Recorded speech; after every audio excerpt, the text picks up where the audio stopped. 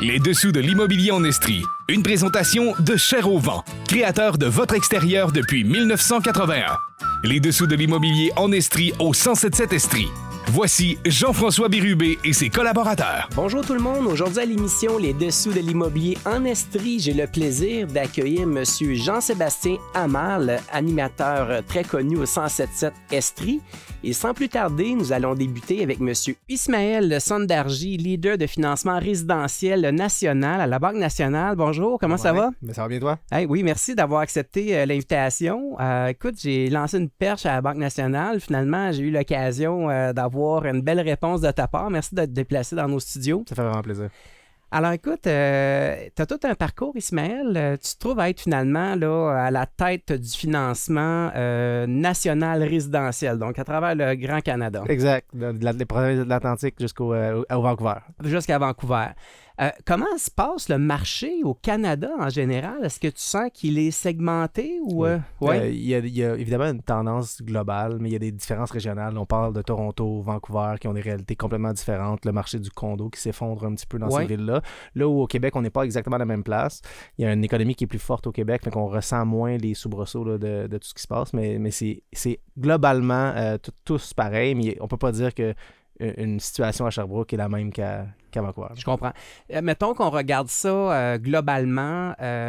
Par exemple, l'année 2025 comparativement à 2024, les chiffres sont positifs? Oui. Bien, il y a deux choses, je pense, qu'il faut comprendre dans le financement résidentiel, c'est qu'il y a les achats. Oui. Donc ça, il y a une diminution un petit peu des achats dans les derniers mois versus 2024, mais il y a une grande proportion des transactions qui se passent qui sont des refinancements. Ah, OK. Actuellement, là, il y a 2 millions d'hypothèques. Cette année, l'année prochaine, là, il y a 2 millions d'hypothèques à renouveler sur un total de 6. OK. Donc, ça veut dire que le tiers des hypothèques que dans les 2 prochaines années vont être à renouveler. Fait qu'il y a beaucoup de ces transactions-là qui sont des clients qui disent « Bon, mais mon hypothèque est à renouveler. » Il y en a parmi ceux-là qui, leur paiement a doublé. Oui, c'est ça, parlons-en. Oui, c'est ça. Oui. Fait qu'il y a une grosse réflexion des consommateurs de dire « Bon, mais là, on est rendu au jour J du renouvellement. Qu'est-ce qu'on fait? » Puis il y a un peu plus de discussion qu'il y en avait peut-être en 2021 où les taux étaient à 1 %. Donc, c'est des gens qui avaient des taux excessivement bas. Donc, c'est quoi les enjeux? Est-ce que vous avez des gens qui... Parce que je crois que même si les gens se qualifient pas, vous avez une obligation de renouveler les hypothèques. Hein? En fait, il y a deux volets, c'est ça. Okay. Fait que dans le fond, ultimement, bon, les hypothèques qui sont à renouveler maintenant, c'est des gens qui ont fait ça pendant la pandémie. OK. Évidemment, il y a eu beaucoup d'achats, beaucoup de maisons qui sont achetées dans, tu le sais, plus que personne pendant la pandémie. Puis ces gens-là sont à renouveler aujourd'hui. Puis pendant ce temps-là, les taux étaient à, je vais dire, entre 1 et 2 %. OK. Fait qu'on qualifie toujours les gens selon ce qu'on appelle le stress test. Fait qu'on se dit, ben, vous êtes capable de payer à 5 %. Ça, on le valide avant de faire l'hypothèque. Fait qu'il n'y a pas de gens qui aujourd'hui ont un taux de 3,8, 4, se qualifient pas parce qu'ils se qualifient avant quand même. Mais ça reste que le paiement est en fonction du taux d'intérêt d'1 %. Ouais. Là, aujourd'hui, il y a des gens que leur hypothèque était peut-être de 1 500 qui aujourd'hui va être de 3 000. Fait qu'il y a ces discussions-là. Ouais. Il y a des banques, ce qu'ils font au niveau des taux variables, c'est qu'ils n'augmentent pas ton taux. Ton paiement. Ils augmentent le taux, mais pas le paiement. Oh. Puis tu arrives au renouvellement, puis là, tu dis, ouf, hey, dans les 5 dernières années, finalement, j'ai pas payé de capital. OK. Fait que là, si je veux me rendre à même amortissement qu'initialement, il faut que j'augmente mon paiement. Fait qu'il y a beaucoup de ça qui se passe. C'est pas toutes les banques qui le font. C'est une stratégie? C'est une stratégie pour pas brusquer le client pendant le 5 ans. Mais ce qui arrive, c'est qu'au bout du 5 ans, ton paiement augmente. À la Banque nationale, par exemple, ton paiement suit le taux. OK. Le taux descend, ton paiement descend, le taux augmente, ton paiement augmente. Puis on pense que même si c'est difficile quand même de dire, bon, mais là, mon paiement a augmenté, mais au moins, tu respectes ton projet, tu respectes ton amortissement, tout ça. Là. Par contre, ceux qui ont acheté il y a 3, 4, 5 ans, la valeur de leur maison a explosé. Donc, il a quand même augmenté, mais pas comme par exemple de 2018 à 2021. Parce que ça, en 2021, les maisons valaient beaucoup plus que 5 ans plus tôt. Là, je vous dirais que ça stagne quand même. Okay. Même qu'il y a un recul de certaines valeurs dans certaines villes. Fait que c'est sûr que là, les gens qui veulent refinancer sont un peu surpris de ça aussi des fois parce qu'ils disent, ben je m'attendais à avoir gagné 10 %, 15 % de valeur. C'est pas toujours le cas. Fait que là, tu as un paiement qui augmente, tu as une valeur des maisons qui est restée stable. Fait que c'est pas toujours des conversations qui sont simples. Donc, à ce moment-là, on parle de renouvellement, mais vous voyez beaucoup de refinancement à même le renouvellement. Absolument. Donc là, les gens font quoi? Des consolidations de dettes, d'autres investissements? Il y a des consolidations, mais il y a aussi, dans le fond, des réflexions au niveau des projets. Il y a beaucoup de gens qui vont dire, on est au renouvellement. Ouais. Donc là, bon, quel projet j'ai dans les 5 prochaines années? Puis il y a beaucoup de gens qui ont des projets à réaliser. Fait que là, ils vont dire, bon, ben, je vais faire un refinancement pour rajouter des sous. Mais il y a aussi une quantité impressionnante de gens qui refinancent en voulant dire qu'ils changent de banque au renouvellement. On appelle ça un refinancement, mais des fois, c'est le même montant. C'est juste qu'on change de banque. Pour des raisons soit que j'expliquais tout à l'heure, là, mais ça peut être de taux ou de service. Mais plus que jamais, puis moi, ça fait presque 20 ans que je fais ça, là, les gens ont besoin de conversations complexes dans ces situations-là. Fait que ça amène des fois des changements d'institution à ce niveau-là. C'est intéressant ce que tu dis, Ismaël, parce qu'on est quand même dans une situation où on a quand même des banques virtuelles sur le marché.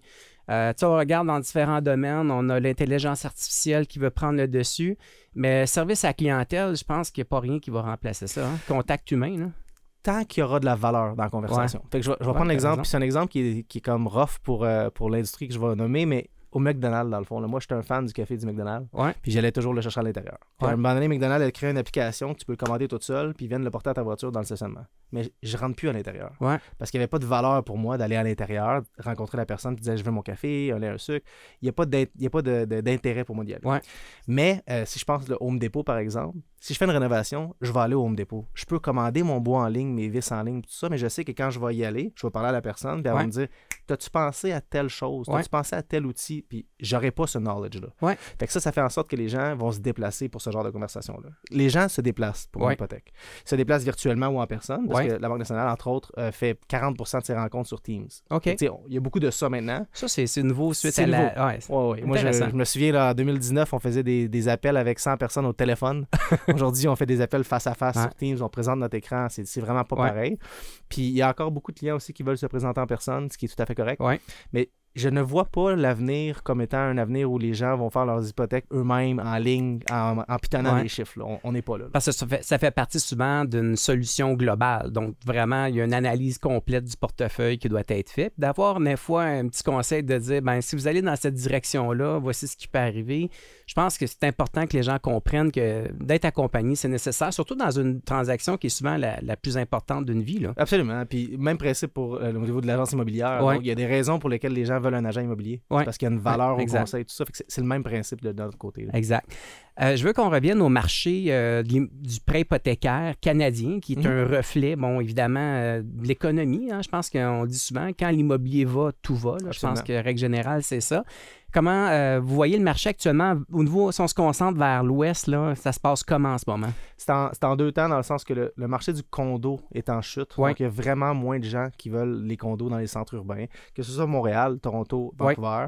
On l'a vu avec la pandémie, il y a eu un exode des centres urbains pour plein de raisons, dont le travail hybride ou télétravail. Il y a de plus en plus, par contre, de grandes entreprises qui demandent de revenir au bureau. Ça va peut-être changer dans les prochaines années, mais à court terme, le marché du condo est en chute. Il y a beaucoup de gens qui, avant, voulaient ce genre de transactions-là, qui là, sont plus là. Dans le marché immobilier, c'est différent un petit peu. Donc, dans l'achat de la maison unifamiliale, il y a pas un retard, mais un retard sur la progression attendue. Mais là où il y a de l'intérêt, c'est vraiment, comme je disais tantôt, dans les transactions de refinancement. Il y a tout ça en même temps, fait que le taux de chômage est plus élevé qu'on prévoyait. L'inflation est plus élevée qu'on prévoyait. Ce que ça fait, c'est que les gens ont moins d'intérêt pour acheter une propriété, de un, et ou la capacité d'acheter une propriété. La confiance, hein? Oui, absolument. Fait que, il y a ça qui ralentit un peu le marché. Les prix ont diminué un petit peu pour s'ajuster. 2-3% dans les derniers mois. Mais le marché est en santé. Là. Puis au Québec, c'est particulièrement vrai. C'est ça. Donc, c'est pas vraiment une impression qu'on a. Au Québec, on fait bande à part. Là. Alors qu'on a toujours fait bande à part. Quand on était soit en retard, mais là, pour l'instant, on semble être ceux qui sont les mieux aiguillés. Là. Absolument. Puis, je dis pas que le marché du Québec est nécessairement facile, mais si on regarde les provinces individuellement, le marché du Québec surperforme. Puis a une inflation qui est un peu moins forte, il y a un revenu disponible du consommateur qui est un peu plus grand, donc un petit peu plus de volonté d'acheter une propriété. Fait que ça, c'est un peu moins vrai au Québec. Peut-être encore un peu moins dans les régions comme Sherbrooke, comme Rimouski, Saguenay, etc., où on a moins senti l'impact. Ça ne veut pas dire qu'il y a des gens qui ne l'ont pas senti. Là. Les gens de l'aluminerie, par exemple, avec les tarifs, n'ont peut-être pas la même conversation. Mais au Québec, c'est différent. C'est vraiment intéressant. Ismaël Sondarji, je veux prendre une petite pause publicitaire. J'ai plein de questions que je veux aborder, dont l'économie canadienne, les tendances, taux d'intérêt, tout ça. On se retrouve dans quelques instants. Vous aimez l'émission? Vous avez des commentaires, des suggestions? Écrivez-moi à imo.estri@cogecomedia.com. Je prendrai le temps de lire vos courriels, d'y répondre et certainement amener les sujets. Alors, imo.estri@cogecomedia.com.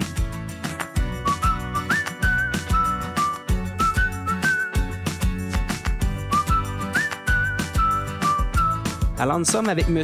Ismaël Sondarji, leader de financement résidentiel national pour la Banque nationale. Merci encore une fois, Ismaël, d'être ici. Plaisir.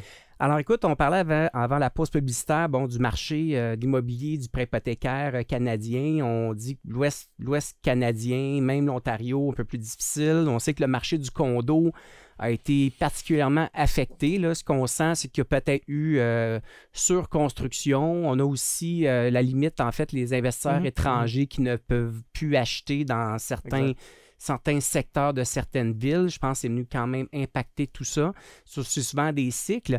Au Québec, d'entrée de jeu, on disait que le marché, en fait, l'économie se passait assez bien. Une grande institution comme la Banque nationale, j'imagine que vous essayez de savoir l'économie canadienne, provinciale, se dirige où. On a-tu une idée de la tendance? Bien, la tendance est positive au niveau de ce qui va se passer dans la prochaine année, la prochaine année et demie. Maintenant, qu'est-ce qui va se passer après? À voir, là, dans le sens où là, on s'attend à des baisses de taux pour pallier à l'inflation qui est grandissante quand même. On a une inflation de 7,1% actuellement. On s'attend à une ou deux baisses l'année prochaine pour réussir à ramener ça. Donc, on ne parle pas de hausse? On ne parle pas de hausse actuellement. Puis, tu sais, on n'a pas de boule magique. Là. Non, c'est ça. On ne va pas promettre rien, mais on ne s'attend pas du tout à une hausse. Les économistes débattent entre une et deux baisses de 25 points de base, donc un quart de pourcent quand même l'année prochaine. C'est ce qu'on attend là. Ça pourrait stimuler les investissements. Exact. Puis il faut ralentir un peu l'inflation là, pour des raisons évidentes. On a une inflation qu'on s'attendait qui ralentisse de façon plus importante avec ce qui se passe au niveau géopolitique, au niveau des tarifs, tout ça. On ne le voit pas autant qu'on pensait. Les Canadiens sont assez résilients dans tout ce qui se passe, puis ils ont pivoté de façon assez impressionnante. Là. Fait que ça fait en sorte que l'inflation est quand même élevée. Encore. Ça veut-tu dire que le Canadien moyen dépense plus au Canada, peut-être? Il y a de ça, effectivement. Puis il y a aussi notre premier ministre qui a fait des démarches au niveau de Buy Canadian, donc pour avoir des industries qui sont plus compétitives, dans le fond, pour le Canadien, que ce soit de réduire les barrières tarifaires entre provinces, etc. Fait qu'il y a ça qui se passe. On peut sentir l'impact déjà? On le sent déjà. On le sent déjà. Puis la résilience du Canadien moyen là, est assez impressionnante, de mon avis. Là. On s'attendait à une plus forte diminution de l'inflation qui n'est pas arrivée, finalement. En fait, on réalise qu'à chaque changement ou à chaque crise ou à chaque crainte qu'on a, finalement, on dirait que l'économie s'adapte d'une façon impressionnante. Oui, absolument. Est-ce que ça peut être inquiétant de voir à quel point ça s'adapte? Ben, c'est sûr que peut cacher de quoi? Pour les régulateurs, dans le fond, ce qui est important de comprendre, c'est est-ce que c'est de la bonne business qu'on fait? Est-ce que c'est de la bonne économie? Puis ce qu'on voit, c'est que c'est le cas actuellement. Il y a beaucoup moins de risques au Canada qu'il y en a dans d'autres pays. Puis je prends les États-Unis en exemple, mais les régulateurs sont beaucoup plus sévères au Canada au niveau, par exemple, bancaire. On ne peut pas faire les mêmes choses qu'aux États-Unis. Là. Donc, dans des cas comme ça, ce que ça fait, c'est que l'économie bouge moins rapidement. On voit moins des up and down. Et donc, quand on essaie de ralentir l'inflation, ça se fait peut-être un petit peu moins vite qu'on voulait. Ce qui est l'avantage pour le Canadien, dans le fond, c'est qu'il n'a pas des soubresauts importants au niveau de l'économie comme on le voit aux États-Unis. D'ailleurs, nos voisins du Sud se plaignent de nos critères, de nos normes un peu trop strictes au niveau bancaire. Je pense que ça pourrait être quand même des belles parts de marché pour eux. Mais en même temps, il y a une raison derrière ça, pourquoi qu'on essaie de légiférer, puis ça vient stabiliser finalement nos marchés, puis on le voit. Là. Absolument, absolument. Puis je pense qu'il y a aussi... Il y a de la bonne économie des deux côtés. C'est une vision philosophique de l'économie qui est différente. Puis évidemment, là, on vit le protectionnisme de tout ce qui se passe actuellement. Fait que ça va peut-être nous faire évoluer aussi. Mais le Canada n'a rien à avoir comme jalousie au niveau des autres économies limitrophes. Là. Je pense qu'on tire très bien notre épingle de chaque. On a le territoire, on a... aussi nos richesses, nos ressources naturelles qui sont quand même très abondantes, qui sont exploitées, mais je pense qu'il y a encore beaucoup de place là, pour l'exploitation et tout ça. Donc finalement, pour une institution financière, le Québec actuellement est quand même un territoire intéressant à travailler. Absolument. Puis pour la Banque nationale qui est fondamentalement au Québec plus qu'ailleurs, là, la banque a acheté maintenant la banque CWB dans les Prairies, qui devient donc une banque de plus en plus canadienne, si on veut. Mais le gros de notre business se fait ici au Québec. Fait que c'est sûr que ça aide là, la banque à bien performer, que ce soit au niveau des gains de part de marché ou même juste quand on regarde l'action de la banque, là, ça va très, très bien. Fait que c'est sûr que ça nous a aidé dans les derniers trimestres. Puis on s'attend à ce que ça continue aussi. Là. Mais est-ce que les gens ignorent, la Banque nationale, c'est l'une des plus petites banques au Canada? Hein? En fait, c'est bien ça? Oui, exactement. En fait, c'est une des 6 grandes banques. Il y a 6 grandes banques. On appelle ça le top 6, là, donc BMO, RBC, TD, CIBC, etc. Et la Banque nationale, maintenant, est dans ce groupe-là. Avant, on disait la Banque nationale est la Banque du Québec, ce qui est plus vrai. La Banque nationale est partout au Canada, que ce soit des Prairies de l'Atlantique, du BC, on est partout. Évidemment, notre présence était plus au Québec. Mais maintenant, avec l'achat de la banque là, CWB dans les Prairies, ça va augmenter de façon importante. Est-ce que la banque a changé de nom là-bas? Oui, on est devenu une Banque nationale dans les Prairies. Donc, il y a une 50aine de succursales là-bas qui sont maintenant la Banque nationale, National Bank. Dont tu es responsable des prêts hypothécaires résidentiels. Exact. Alors, toute la mentalité doit être totalement différente. C'est différent. Puis, Ouais. tu sais, je pense qu'il faut aussi comprendre que dans toute intégration, il y a un peu de stress. C'est des humains. Hein. Il y a Ouais. des gens qui sont des clients comme des employés. Puis, mais eux, de leur côté, c'est sûr qu'ils se font... ils deviennent conjointement avec une très grande banque. Là. La Banque nationale est beaucoup, beaucoup plus grande que CWB. Je comprends. Fait que pour eux, c'est une bonne nouvelle. Puis là, on a intégré nos premiers clients là, il y a de cela quelques semaines. Ça s'est bien passé aussi. Puis c'est sûr que les clients, eux, ont maintenant accès à une infrastructure d'une grande banque, là, qui n'était pas le cas dans le passé. Là. En fait, je suis curieux de savoir parce que là, le financement moyen pour l'acquisition d'une propriété, souvent, on a l'impression que c'est nettement supérieur dans d'autres provinces, mais avec l'augmentation des valeurs aussi au Québec, j'imagine, est-ce qu'on se rapproche? On se rapproche. C'est sûr que le Québec a une valeur moyenne qui est plus faible, soyons francs. Puis, tu sais, quand on regarde Toronto, par exemple, ou Vancouver, mais le Canada n'est pas Toronto ou Vancouver. C'est ça, exact. Il y a des Red Deer de ce monde, il y a des Edmonton, il y a des grandes villes, mais il y a aussi des Deauville, Cookshire, Sherbrooke, partout au Canada. Fait qu'en moyenne, ça se compare. Le Canada a eu une inflation au niveau des taux, des prix dans des grandes régions plus fortes qu'au Québec. Okay. Le Québec est malgré tout encore somme toute abordable par rapport à nos pairs. C'est sûr que quand on parle de Montréal, centre-ville, c'est peut-être moins le cas. Là. Mais dans la plupart des villes au Québec, on a encore un ratio prêt-valeur qui fait du sens. Donc, ça peut être, d'une certaine façon, un peu sécurisant pour une institution financière de financer au Québec. Absolument. On est quasiment à se dire qu'on est encore dans le mode rattrapage. Le risque est moins grand. Oui, absolument. Le risque est moins grand. Absolument. Est-ce que vous voyez une différence importante dans les revenus des ménages? Oui. Ceci étant dit, dans le fond, les revenus disponibles sont quand même similaires un peu partout. Je vous dirais que là où on a de la différence, c'est combien de dollars de leurs revenus les gens utilisent pour leur hypothèque. Il y a des endroits où c'est presque 100%. T'es sérieux? C'est assez impressionnant, honnêtement. Okay. Puis tu sais, c'est sûr que nous, en Estrie, on se compare à Montréal, puis là, tu regardes Montréal comparativement à Toronto, puis Toronto comparativement à Vancouver, on est ailleurs. Là. Ouais. Mais le ratio d'endettement est différent selon les villes, définitivement, en fonction de la valeur de la maison. Là. Donc, ça prend des parents qui vont aider? Ça prend des parents, ça prend ça, ou ça prend, dans le fond, des structures financières différentes. Il y a des gens qui vont mettre des hypothèques sur plus longtemps. Ouais. Il y a des gens dans différentes régions qui font des hypothèques encore sur 15-20 ans, chose qui n'arrive jamais à Toronto ou à Vancouver. Okay. Puis c'est sûr que les gens aussi ont une réalité familiale différente, dans le sens où il y en a beaucoup qui habitent à 1h30 du travail. 2 heures du travail. C'est très fréquent à Toronto ou à Vancouver. Alors qu'en Estrie, si on est à plus que 15 minutes du travail, on trouve ça loin.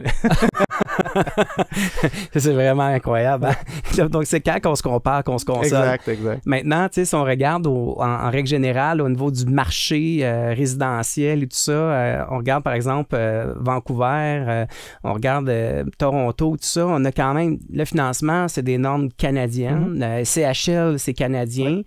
On voit, mettons, des ralentissements dans ces différents marchés-là. Là, on peut voir des ajustements de la SCHL qui vont venir donner un peu plus de flexibilité. Ça vient aider le marché du Québec en même temps. Exact. Fait que, dans le fond, les règles sont canadiennes, comme tu dis. Fait que c'est sûr que les allègements qui se font au Canada sont payants pour des marchés où il y a moins de risques, donc le Québec. Somme toute, je pense que les ajustements vont toujours être de façon plus prudente. Il n'y aura pas de upswing ou des mouvements drastique. Je pense pas que le consommateur moyen va le sentir, proprement dit. Puis oublions pas là, que nous, quand on fait une hypothèque, comme toutes les autres grandes banques, on qualifie le client à un niveau de 5%. Fait que c'est sûr que même si l'hypothèque est à 2%, on s'assure qu'à 5%, on est capable de payer. Fait que les gens, au niveau du risque, le portefeuille hypothécaire canadien est vraiment solide. Là. Donc, il n'y a pas de passe-droit ou d'accommodation de financement dans une ville plus qu'une autre. Non. C'est stable partout. C'est en fonction, dans le fond, du risque. Fonction du risque. C'est sûr que si tu fais 100 000 à Sherbrooke ou tu fais 100 000 à Montréal, tu vas trouver qu'à Montréal, c'est plus dur d'avoir une maison. Parce que ta maison coûte plus cher. Exact. C'est une proportion de ton revenu, dans le fond. Mais c'est les mêmes ratios qu'on doit respecter. Il y a rien qui change, OK. Le risque est le même. Alors, c'est quand même très intéressant d'avoir une notion, une vision vraiment globale. Quels sont les défis pour la banque dans les prochains mois? Bien, les défis, c'est de croître dans le sens où il y a tellement d'opportunités où on doit faire plus avec nos gens, mais aussi de continuer à croître. Puis, tu sais, que ce soit la Banque nationale ou tous les autres banques, on est dans un environnement où on aura plus fait d'hypothèques en 2025 que jamais dans l'histoire. Ben voyons donc. La Banque nationale a fait son meilleur trimestre de ses 165 ans. Ben voyons donc. D'hypothèques dans le dernier trimestre. Fait qu'il y a de l'opportunité de façon importante. Puis là, c'est de réfléchir comment on réussit à débourser toutes ces hypothèques-là avec la même masse de gens. Comment on peut réussir à croître les équipes. La banque est en train de croître actuellement. On rajoute des gens dans l'équipe. Vous êtes en recrutement. Ce qui est contre-intuitif quand on pense à l'économie des fois. Là. Puis on recule il n'y a pas si longtemps. Quand quand nos voisins du Sud étaient en élection, on s'imaginait que ça allait être la fin du monde, mais finalement, il faut toujours faire attention. Exact. Alors, on peut jamais prendre une décision sur un simple événement, donc ça prend une vision plus globale. Faut pas être trop émotif, là. Ouais. Hey, franchement, Ismaël Sandarji, je te remercie énormément d'avoir pris du temps pour venir nous partager cette vision-là. J'espère qu'on aura l'occasion de te revoir à l'émission cet automne. Absolument. Alors, écoute, je répète, tu es leader de financement résidentiel national pour la Banque nationale. Alors, je te remercie vraiment sincèrement. Je vais te souhaiter un super bel avant-midi. Merci de l'invitation. Les dessous de l'immobilier en Estrie, au 107.7, en direct ou sur demande avec l'application Cogeco Média. Nous sommes aujourd'hui avec monsieur Jean-Sébastien Hamel, une voix très connue du 107.7, animateur de l'émission matinale La Quotidienne, que l'Estrie se lève. Bonjour Jean-Sébastien, comment ça va? Bonjour, ça va bien. Me faire appeler monsieur, ça me fait déjà un gros coup en partant, mais monsieur Jean-François, c'est un plaisir. J'ai pas le choix de t'appeler monsieur. Écoute, ta carrière d'animateur va plutôt bien. Merci. Tu as eu quand même une expérience incroyable, je pense, au 98.5 à Montréal cet été. Oui, c'était assez extraordinaire parce que c'était la même émission, si tu veux, dans le créneau horaire que celle que je fais habituellement, mais dans un marché beaucoup plus grand, beaucoup plus gros, avec les effectifs de Montréal, la pression qui vient avec le fait de travailler à Montréal aussi, la grosse antenne, mais une expérience extraordinaire. Sérieusement, là, t'as beau être habitué puis te dire « Ah, c'est comme d'habitude », c'est ça que t'essaies de dire dans ta tête avant que t'entres en onde à 5h30. C'est ça, hein? Mais en pratique, c'est pas la même chose. Ça t'a sorti de ta zone de confort? J'ai pas été nerveux comme ça depuis je sais pas trop quand. C'est ça qui est le fun, parce qu'à un moment donné, t'as beau aimer ce que tu fais, être motivé, mais quand ça devient la routine puis la norme à chaque matin, chaque jour, tu sais, comme les petits papillons puis le trac que tu devrais avoir, ça finit par s'estomper, puis c'est juste normal. Je pense que c'est la nature humaine qui est ainsi faite. Mais là, ça m'a frappé le premier matin, là, j'avais l'impression que j'avais jamais fait ça de ma vie, puis là, j'entrais en studio pour la première fois, puis vas-y, amuse-toi. C'est quand même impressionnant. Puis une des raisons, Jean-Sébastien, pour laquelle je t'ai invité, c'est que, tu sais, moi, je souligne vraiment ton leadership. Tu es un gars qui entrepreneur. C'est pas un secret, en fait, que ta carrière d'animateur se déroule aussi bien parce que tu es notre petite star ici, en fait. C'est toi la star, Jean-François.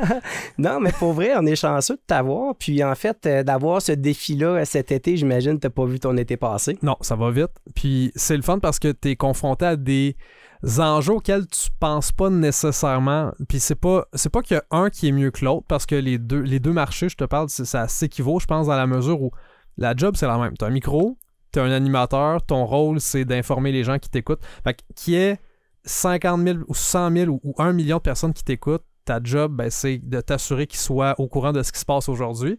Tu vas être intéressant, tu vas être divertissant en même temps, mais à la fin de tout ça, tu réalises qu'il y a beaucoup de choses que tu contrôles peut-être pas d'habitude ou que tu contrôles différemment qu'attendre dans un plus gros marché comme celui-là. Puis tu as des gens qui t'écoutent. Il y a de la pression aussi, comme je le disais. Est-ce que la critique est plus rapide? Ben, le bassin de gens qui peuvent te critiquer est plus grand. Ouais. Fait que c'est sûr que oui, mais en même temps, à l'inverse, les beaux compliments aussi, ils arrivent plus. Tu sais, c'est comme tout est exponentiel. Mais je pense que quand tu es... Puis ça, c'est bon dans n'importe quoi, autant la radio que n'importe quel domaine dans la vie. Quand tu es authentique, que tu es toi-même, que tu joues pas un personnage, que tu pas deux faces, je pense que ça paraît, puis les gens finissent par l'apprécier parce qu'on a des défauts, on a des qualités. Mais en même tout le monde. temps, Jean-Sébastien, tu me dis ça, mais comment tu peux être quelqu'un d'autre alors que tu es quotidiennement à la radio? Tu n'as pas le choix d'être toi-même. Mais il y en a qui essaient d'avoir un personnage, je pense, dans la vie, dans les médias, télévision, radio, peu importe, mais c'est parce que ça fait pas longtemps, puis tu peux pas faire long feu comme ça, surtout à la radio. 4h30 en ondes, ça c'est la durée de l'émission que j'anime, puis la même durée que l'émission de Montréal, là, c'est aux mêmes heures. Tu peux pas faire semblant d'être ce que tu n'es pas. Puis je pense que les gens apprécient, ça fait drôle à dire, mais la vulnérabilité que tu peux afficher quand tu sais pas quelque chose. Parce que t'es pas obligé de tout savoir. C'est pas vrai qu'on sait tout le temps. Faut donner l'impression parfois qu'on est au courant de tout. Faut faire du travail en recherche en amont, là, c'est sûr. Faut que tu arrives préparé. Mais si tu le sais pas, dis-le que tu le sais Exactement. pas. Si t'as des questions... Tu sais, moi, je me dis, quand je fais une entrevue, exemple, avec quelqu'un, il n'y a pas de questions niaiseuses. C'est-à-dire que si je me pose la question, il y a bien des chances que quelqu'un qui m'écoute dans son auto ce matin, il se pose la même question. Fait que moi, j'ose pas. J'essaie de me questionner le moins possible dans ma tête, de pas sur-réfléchir, parce que c'est là où tu deviens moins naturel, tu deviens un peu plus mécanique. Puis les gens l'apprécient, ça, je crois, ce côté-là humble. Puis il faut que tu sois humble dans la vie pour réussir dans n'importe quoi. Puis peu importe ce que tu vas parvenir à faire, puis où est-ce que tu vas aller, la façon dont tu vas traiter les gens, le contact que tu vas avoir avec eux, ça ment pas. Puis Je comprends. de garder le lien très très fort avec l'auditoire, moi c'est une des choses que j'aime le plus faire, c'est-à-dire de lire des textos, pour exemple, puis ça peu importe la station où est-ce que je suis, que ce soit ici ou à Montréal, tu sais, quand je fais une entrevue puis je vois qu'il y a des gens qui ont des commentaires. Puis quand c'est respectueux, on s'entend, là, je vais les transmettre à l'invité. Que ce soit positif, que ce soit négatif, des critiques, des questions. Je trouve ça le fun. C'est comme s'il y avait un troisième micro entre toi et l'invité. Il y a l'auditeur qui est là, puis les textos, c'est la meilleure façon de... ça interagit en fou. Puis ça, c'est ce qui rend ma job encore plus le fun, parce qu'on voit pas les gens à qui on parle. Exact. Tu sais, quand tu fais un spectacle sur scène, j'ai déjà fait de l'humour, là, c'est le fun, tu as la rétroaction instantanément. C'est-tu drôle, c'est-tu pas drôle? Le monde, est-ce qu'il aime ça ou est-ce qu'il aime pas ça? Tu l'as d'en face, c'est très confrontant. La radio... c'est plus dur à dire. Ouais, les textos, tu peux avoir des courriels, des messages sur Facebook, mais outre ça, c'est un peu plus flou, c'est un peu plus nébuleux, tandis que, heureusement, il y a cette courroie de transmission qui permet de partager des émotions ou le ressenti du monde qui t'écoute. Jean-Sébastien, en tout cas, félicitations pour ton cheminement professionnel. Tu peux être fier de tout ça avec le jeune âge que tu as, pour vrai. Là, je te salue. Moins jeune qu'avant, par exemple. Ouais, mais écoute, tu as commencé jeune. Je me réveille, je me sens moins jeune que je me suis déjà senti. À quelle heure tu te lèves pour les émissions? 3h15 à peu près. Mais des fois, ça m'arrive de snoozer jusqu'à 3h25. Mais c'est un marathon. Ouais. C'est un marathon. Comme l'immobilier. Ouais, c'est ça. C'est pas un 100 mètres. Non. Écoute, l'immobilier, parlons-en. Ça fait quoi? Quelques années qu'on se connaît. Tu m'invites régulièrement à ton émission pour commenter l'actualité. On a du fun. On a vraiment du fun. Puis c'est fascinant de voir comment le marché évolue, change, comment le marché nous surprend. En fait, de voir toute l'économie qui est liée. Tu m'invites avec des sujets, puis on essaie de prévoir, mais écoute, on a vécu des hauts et des bas, t'es d'accord avec moi? Oui, puis on a une bonne moyenne. En fait, tu as une bonne moyenne au bâton dans les prédictions jusqu'à maintenant, parce que souvent, on va se parler soit la veille ou le jour même, où le taux directeur soit va changer ou ça va être le statu quo. Puis c'est le fun parce que l'immobilier, tout le monde, qu'on soit propriétaire, qu'on soit locataire, en voie d'acquérir une propriété, il y a des impacts dans notre quotidien. Ouais. On se l'imagine même pas. Puis cette émission-là que tu animes, le balado, ça fait en sorte que les gens, je pense, peuvent le constater encore plus. Parce que sérieusement, ça régit nos vies, l'immobilier. Puis surtout en ce moment, dans le contexte où on est avec la crise du logement, là, il y a une élection municipale qui s'en vient très bientôt. Sans grande surprise, c'est un gros sujet pour tout le monde. Dans les plateformes, il faut parler de ça parce que l'impact, c'est le fait que ça touche sur le prix de ton loyer. Ouais. Si t'es propriétaire, c'est ton hypothèque qui va fluctuer. Puis les comptes de taxes aussi, faut en parler aussi là, quand il est question des grosses décisions que les villes peuvent prendre. Fait que c'est sûr que, puis moi, dans l'émission que j'anime, c'est partout là, en ce moment, là, puis ça finit toujours par revenir. Fait que c'est le fun de savoir un peu de quoi on parle, mais des fois, quand tu as des bonnes questions, on t'invite un spécialiste comme toi, puis ça nous éclaire davantage. Puis en fait, il n'y a jamais de réponse unique, hein? Parce qu'on essaie vraiment de se fier sur la vision globale, tout ça. Puis j'aime faire des prédictions, puis j'accepte de me tromper à l'occasion. Parce que ça arrive, puis on l'accepte. Comme la marmotte. Comme la marmotte, exactement. Des fois, on voit son ombre, des fois, elle la voit pas. Là, on se prépare pour les élections. Écoute, on entend toutes sortes de choses, les gens se plaignent, tout ça.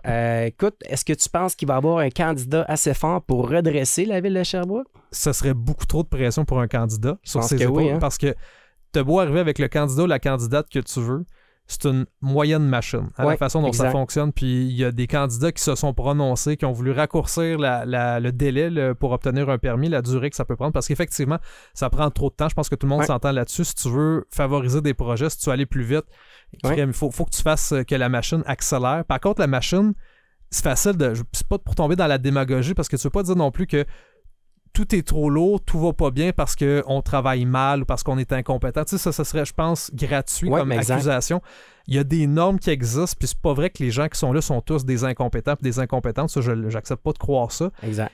Il faut savoir quand on veut accélérer, est-ce qu'on va couper quelque chose? Est-ce qu'on va couper dans... Puis l'environnement, c'est très important à Sherbrooke, comme dans n'importe quelle ville, mais au Québec, je pense qu'il faut pas mettre ça de côté. Fait que c'est de trouver le juste milieu. Si tu veux accélérer les projets d'un, puis comment est-ce que tu les accélères, les projets? Là? Tu sais, si tu me dis, je vais développer tant de logements dans ce secteur-là de la ville, OK, cool, merveilleux, ça va peut-être faire baisser le prix, mais les logements que tu vas bâtir, les maisons que tu vas bâtir, ça leur prend de l'eau potable, ça prend des égouts, ça prend des infrastructures qui vont pouvoir supporter tout ça. Mais est-ce possible d'avancer plus rapidement un projet sans faire des compromis importants? C'est sûr qu'il y a des compromis à faire. On parle de densité. Personne ne veut avoir une tour de logement voisin de sa maison. On parle de l'environnement. On n'a pas envie que, dans le fond, nos égouts se déversent directement à la rivière. Mais non. On ne veut pas raser nos forêts, mais en même temps, si on ne rase pas les forêts en ville puis que la population se déplace vers Compton ou d'autres villes similaires, minière, puis qu'on doit détruire des terres arables ou d'autres forêts ailleurs, on déplace le problème. Personne parle du fait que les infrastructures ne suffisent pas. On parle du nombre de logements qu'on veut développer, de la densification qu'on veut faire, mais crime, c'est parce qu'il y a des services qu'il faut offrir à ces gens-là. Exact. Puis la ville, en ce moment, on est au point de rupture. C'est un point critique comme dans les autres villes à travers le Québec. C'est colossal ce que ça coûte aux villes. C'est important que tu le dises, hein, parce que là, on se concentre sur l'Estrie, là, mais c'est partout pareil. Même dans le nord de Montréal, on se ramasse dans des situations où les infrastructures suffisent plus, puis c'est pas tant sexy pour quelqu'un qui se présente en politique pour dire, écoute, on fait plus de parcs, mais on développe des services. J'ai vu aucun maire ou mairesse se faire élire en disant ma priorité, les égouts. Ouais, exact. C'est sûr que non. C'est pas, les gens veulent être associés à des écoles qu'on va bâtir, des parcs. On veut laisser notre marque sur des projets qui marquent l'imaginaire positivement. Des égouts. Il y a quoi de moins sexy que ça dans la vie? Mais pourtant, des égouts, c'est plate à dire, on en a besoin. Fait à la ville je pense à Montréal notamment, on a vu cet été encore ce qui est arrivé. Puis je veux pas être plate et pessimiste. L'été prochain, là, des égouts qui refoulent, puis il y a des gens qui se retrouvent avec de l'eau dans le sous-sol, dans le garage. Il va y en avoir. Des zones de cuvettes qu'on appelle. C'est pas juste de l'eau, là, c'est des égouts dans les maisons. Puis Montréal n'a jamais investi autant d'argent qu'en ce moment dans ses infrastructures. Ça suffit même pas. Fait que toutes les villes, dont Sherbrooke, dont d'autres villes à travers la région, c'est le même dilemme qui est devant nous. Mais cet argent-là, où est-ce qu'on va la chercher? Est-ce que c'est le gouvernement du Québec qui va l'avancer? Est-ce qu'il faut augmenter les taxes? On paye déjà assez cher de taxes comme ça, comme citoyen. C'est une équation qui est difficile. Fait que pour revenir, c'est une longue parenthèse par rapport à tes questions.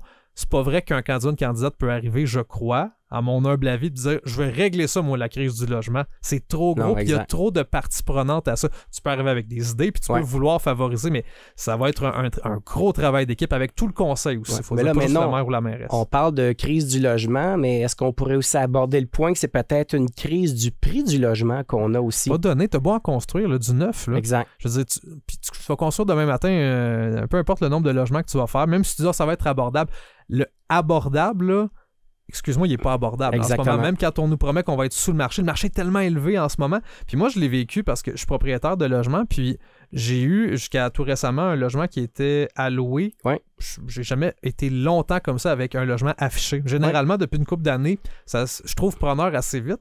Là, c'était plus long. Puis le prix, je vais dire honnêtement, j'étais pas mal dans la moyenne. Là. Il n'était pas surévalué. Je ne m'essayais pas avec un prix beaucoup trop haut. Puis crime, je voyais qu'il n'y avait même pas de visite. C'était vraiment tranquille. C'est sûr que c'est une période de l'année, l'automne, où c'est pas... Mais en même temps, ça coïncide aussi avec plusieurs immeubles locatifs qui sont livrés en même temps. On regarde actuellement à Montréal, là, le condo, le marché vit une crise. Là. Il y a vraiment trop de condos. Les prix ont diminué. On est en train de suivre Toronto, Vancouver. Le monde ne veut plus déménager. Ça, j'ai remarqué ça aussi. Une fois que tu es installé, même si tu payes un bon prix quand même pour là où est-ce que tu es en ce moment, puis tu aimerais peut-être ça payer moins cher, tu disais, OK, je vais payer le déménagement, le camion. Tu sais, quand tu déménages, des fois, tu vas peinturer aussi. C'est d'autres achats. Fait que c'est des grosses dépenses, c'est du trouble, c'est du stress. Puis il y a des gens qui disent, sais-tu quoi, je vais rester où est-ce que je suis. Puis même si c'est pas parfait, l'endroit où je suis en ce moment, ça me donne moins de nausées puis de maux de tête que de penser à un déménagement. D'accord avec toi. Jean-Sébastien Amal, je vais devoir te couper quelques instants pour une pause. C'est ton émission, Jean-François. Je le fais d'habitude. Pour une fois, c'est moi qui te coupe. Coupe-moi, là. On se retrouve dans quelques instants. Merci. Les dessous de l'immobilier en Estrie, au 1077, en direct ou sur demande avec l'application Cogeco Média. Alors, nous sommes de retour avec Jean-Sébastien Amal, animateur de radio très connu au 107.7. Très connu, là. Très trop connu. Installé. À Sherbrooke. J'aime le mot installé. J'ai commencé, j'avais 18, peux-tu croire? Ça me rajeunit pas, là. Ça fait déjà plusieurs années. J'ai l'impression d'avoir grandi avec les gens qui m'écoutent. Souvent, ça m'arrive des gens, ça me fascine. C'était ta première expérience? Ah oui, j'avais été commis d'épicerie. C'était mon autre expérience. Mon CV, c'est commis d'épicerie, animateur à la radio. Aussi long que ça. Tes premiers investissements immobiliers, eux? C'est arrivé pas mal en même temps que la radio. En fait, mon premier cash down, ma première mise de fonds, c'était de l'argent que j'avais ramassé comme commis d'épicerie à un gros 9,25 $ à l'époque. J'étais 25 sous de plus que le salaire minimum. Mon boss m'avait fait une faveur.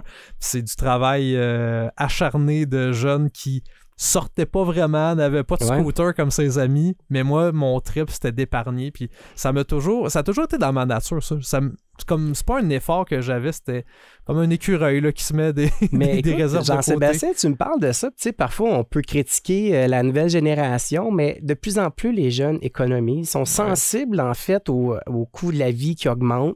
Le désir de devenir propriétaire d'une maison, qui est, selon moi, devenu quasiment un privilège, là, c'est alors qu'il n'y a pas si longtemps, c'était quasiment... C'était de l'acquis ou c'est un symbole. C'est parce que avoir une maison, puis je pense encore aujourd'hui, peut-être un petit peu moins que ma génération, je suis dans le milieu de la trentaine, mais peut-être pour mettons, avant nous, c'était comme, il fallait que tu aies une maison. Ouais. Sinon, on dirait qu'il y avait un jugement dans le regard des autres où tu n'étais pas un vrai adulte ou une vraie adulte, tandis qu'aujourd'hui, puis mathématiquement, c'est pas vrai que même si tu n'as pas de maison, tu t'en tireras pas. Je veux dire, il y a des gens qui se mettent très, très riches. Puis je pense que si tu investis bien ton argent, comme locataire, il y a peut-être certaines aubaines à faire. Ça peut en valoir davantage la peine, moins de responsabilité. Puis ça dépend aussi au final.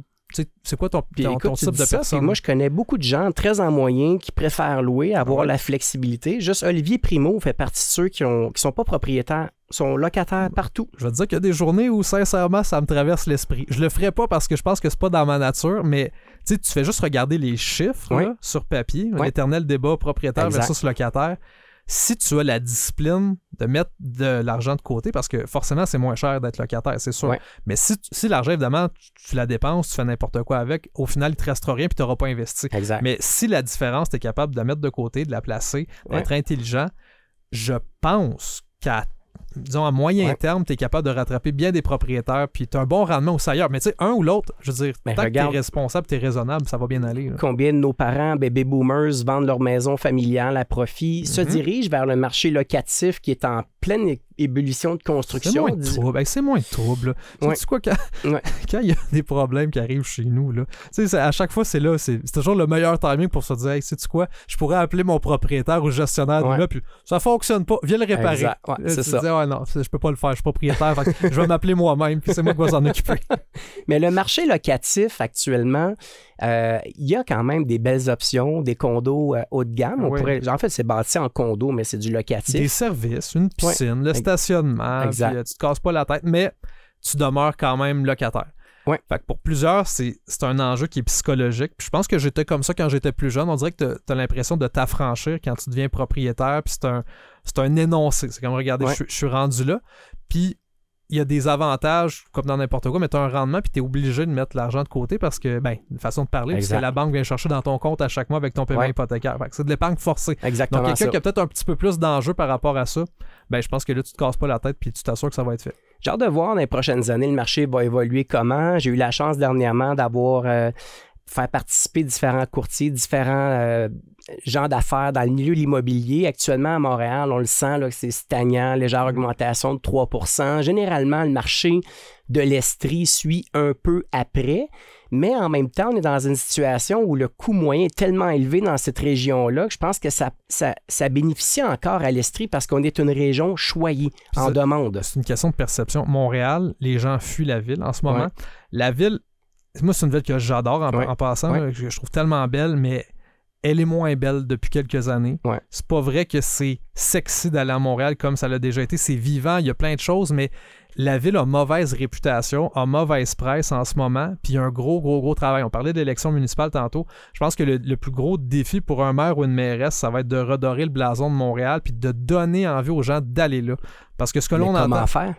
Pas facile, hein? Il n'y a pas de réponse simple. Je pense qu'il faut que tu positionnes la ville comme ce qu'elle a déjà été, une plaque tournante. Il faut que tu sois innovant, il faut que tu arrives avec des projets porteurs, des projets de société. Tu n'es pas obligé de ramener les Jeux olympiques comme on a fait en 1976, mais il faut ramener un buzz autour de la ville, il faut ramener une passion, il faut ramener de la fierté chez les gens qui habitent cette ville-là, qui payent une fortune en taxes, puis qui sont frustrés parce que la ville est sale, parce qu'on ne se sent pas en sécurité dans cette ville-là. Il y a des chantiers partout, des travaux, ça finit plus. Trouve-toi du stationnement à Montréal. C'est un vrai cauchemar. Fait que ça, c'est un... Puis, comme Québécoise, je pense qu'on est tous interpellés par ça parce que Montréal, c'est notre métropole, c'est notre plus grosse ville, c'est un marché d'à peu près 4 millions d'habitants.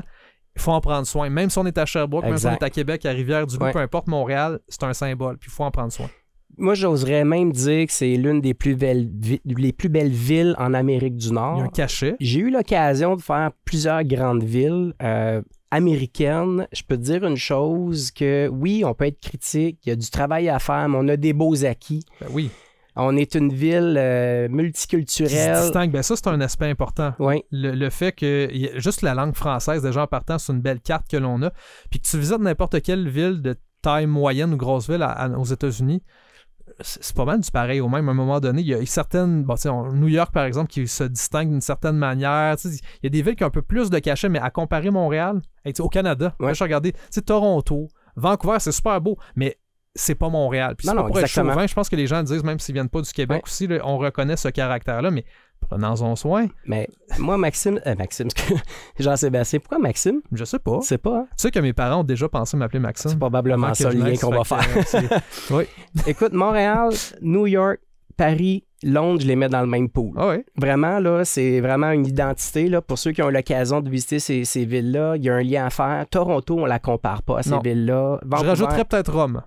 Ouais, Rome, j'ai adoré, peut-être, très ouais. touristique, Oui, mais c'est une ville, c'est des villes signatures Ouais. qui ont une histoire puis une richesse dans la culture que tu trouveras pas ailleurs, mais il faut en prendre soin. Ouais. Faut pas... New York a eu des heures épouvantables là, dans les Ouais. années 70, personne ne voulait aller rester là. Tu veux pas que Montréal devienne New York des années 70, mais ça prend des investissements, puis l'immobilier joue Ouais. pour beaucoup là-dedans. t'es pas propriétaire à Montréal encore? J'en ai un à Montréal. ouais. Ouais. C'est le temps d'acheter pour ceux qui veulent être propriétaires. Le marché de condo est vraiment à son plus bas depuis plusieurs années. Il y a différentes tours. Actuellement, vous êtes capable d'obtenir le prix d'un condo usagé ou prix qui a été payé en pré-vente il y a déjà 5-6 ans.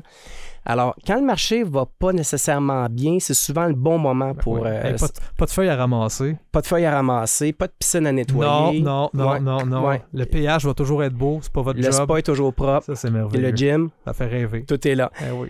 Jean-Sébastien Amal, merci beaucoup encore une fois de t'être déplacé dans ton horaire surchargé. C'est une adresse que je connais bien, fait que ça m'a pas dérangé. Je me suis bien rendu en toute sécurité. Ah, super. Écoute, je vais souhaiter une super belle saison. C'est toujours un plaisir. T'es fin. Puis, Merci à toi aussi. continue d'investir en immobilier. Continuons tous. C'est un travail à long terme. C'est un marathon. Oubliez pas ça, c'est pas un sprint. Puis on va se souhaiter peut-être une autre baisse du taux directeur en 2, début 3, 2027. 3, 4 si tu veux. Là. Ouais, pas de problème. On est preneur. À variable, là. T'espères toujours que ça continue de baisser. Exact. Je te souhaite un bel avant-midi. T'es fin. Merci. Toi aussi. Merci. Bye bye.